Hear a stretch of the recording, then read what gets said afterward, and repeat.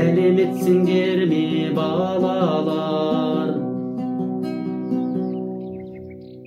Табиғатқа арналған музыкалық сапарымызды бүгінде жалғастырамыз. Бүгінгі сабағымыз табиғатты аялайық деп аталады. Қазір біздің Қазақстанда экология және табиғатты қорғау тақырыбы көкейкесті мәселелердің бірі. Ол телерадиода, ғаламтор желісінде, халықтың ортасында жан-жақты талданып жатыр. Сені де бұл мәселе толғандыруы тиіс. Себебі сен туған жеріңнің табиғатын қорғауға осы жастан бастап дайын болуың керек. Осы тақырыпқа байланысты бейне таспаны тамашала. Алматы облысы мен жалпы Қазақстанда туризмді дамытудың баламалы жобасы ретінде виза беру ісін жеңілдету, қонақ үйлердің санын көбейту және бағасын арзандату, авиақатынастарды жақсарту және билеттерді арзандату, магистралдық жолдардың бойында әжетханалар мен көлік тұрақтарын салу, саяхатшылардың қауіпсіздігін арттыру сияқты шаралар ұсынылуда. Сондай-ақ саяхатшыларға емін-еркін бақылап, суретке түсіріп алатындай мүмкіндік беру үшін Қазақстан брендін бұқаралық ақпарат құралдары мен ғаламтор желісінде белсендірек жарнамалау үшін төс тағыларының санын өсіру қажет.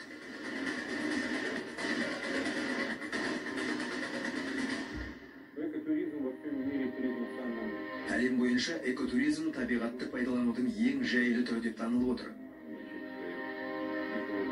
Ол экологиялық тұрғыдан алғанда дәстүрлі туризм немесе ауыл шаруашылығынан гөрі әлдеқайда тиімді. Жақсы дивиденд әкеледі, әрі сұранысқа да ие. Әрине саяхатшыларда ең алдымен адам баласы әлі күнге игермеген кең байтақ жерлер қызықтырады. Жер бетінің өзге бөліктерінде халықтың қаншалықты тығыз орналасқанын бәріміз де білеміз. Ол жақтарда Қазақстандағы сияқты табиғаттың тұмса күйінде сақталған бөліктерін табу қиын. Сол себепті жергілікті қоғамдастықтар экотуризмнен пайда тапқан сайын жабайы табиғатты қорғау ісіне көбірек үлес қосады.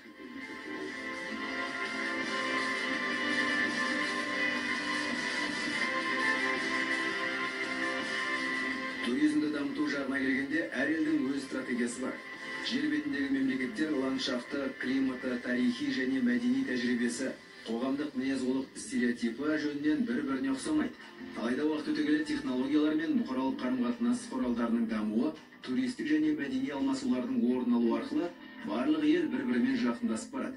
Әлем бойынша жақындану процесі жүріп жатыр. Адам баласы табиғат бәріміздің ортақ үйіміз екенін, оны жұмыла қорғауымыз қажет екенін түсіне бастады.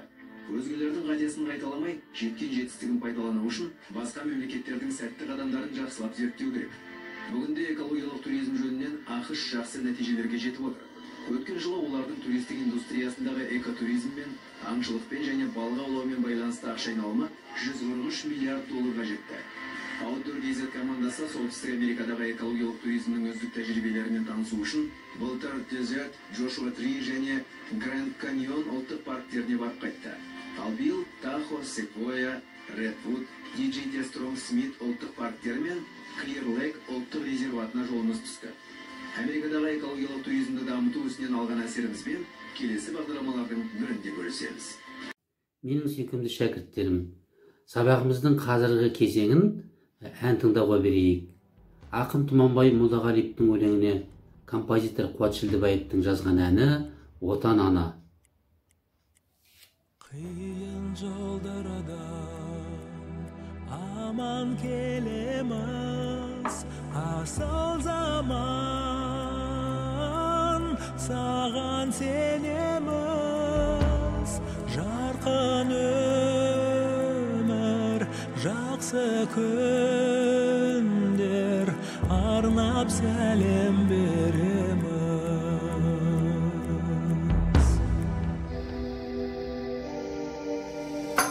Жерім құлпырды, барын берем деп, елім жасап ау, жатар ереңбек. Ырысымыз тасып жатыр, алға бастық жеделдеп. Жайнап жұлдыз көгінде, тұрғай жарқырап, көңіл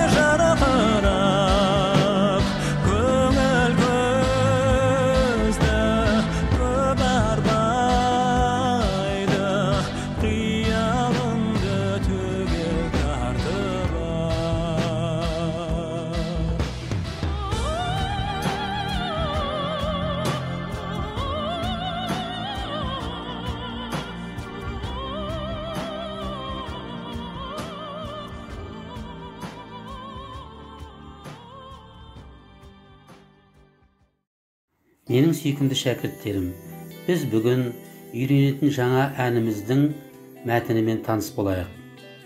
Табиғатты аялайық, қорғайық.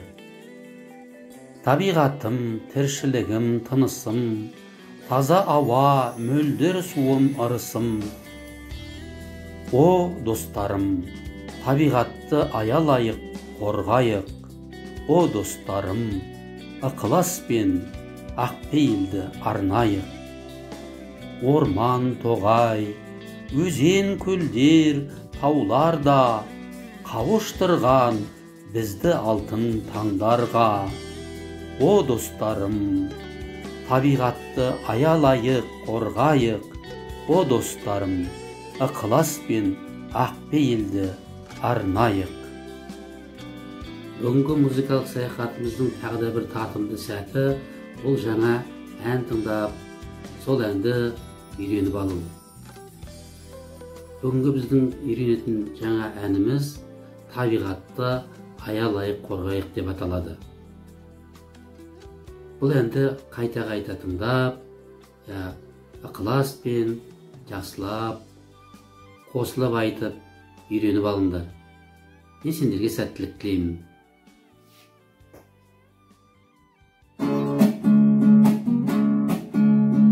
Табиғатым, тіршілігім, тынысым,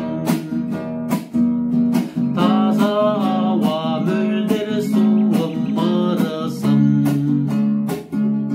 Табиғатым, тіршілігім, тынысым, таза ауа, мөлдір суым, ырысым. О, достарым, табиғатты аялайық, қорғайық. О, достарым, ықыласпен ақпейілді арнайық. Орман, тоғай, өзен, көлдер, тауларда қауыштырған бізді алтын таңдарға. Орман, тоғай, өзен, көлдер, тауларда қауыштырған бізді алтын таңдарға. О, достарым, табиғатты аялайық, қорғайық. О, достарым, ықыласпен ақпейілді арнайық.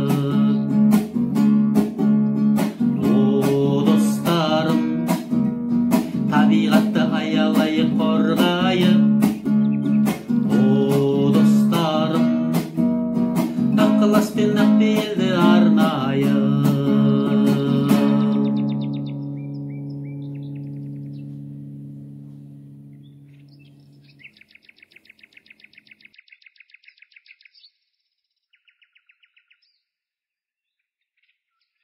Құрметті оқушылар, бүгінгі сабағымыздың тағы бір тартымды тапсырмасы біліміңді тексер кестесі бойынша тапсырмаларды орындау. Ол үшін өткен тақырыптар бойынша берілген сұрақтардың дұрыс жауабын таба білу. Бұл тапсырманы ойдағыдай орындайтындықтарыңа мен кәміл сенімдімін. Сәттілік!